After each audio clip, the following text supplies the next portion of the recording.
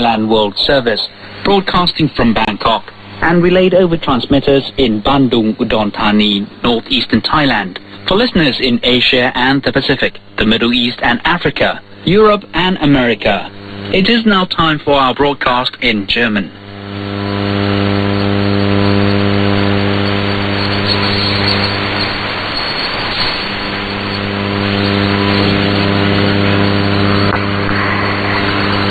Einen schönen guten Abend aus dem Funkhaus in Bangkok und herzlich willkommen zum deutschen Programm von Radio Thailand.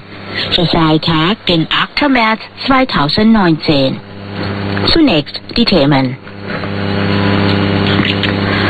Gemäß Grung Thai Bank erweitert sich Thai Wirtschaft 4,1% dieses Jahr. Bangkoker Stadtverwaltung schaut Konstruktionsprojekte.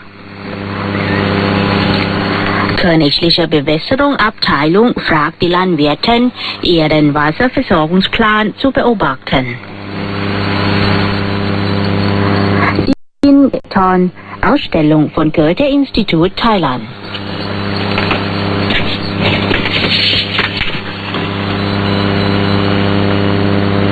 Gemäß Grung Thai Bank erweitert sich Thai Wirtschaft 4,1% dieses Jahr.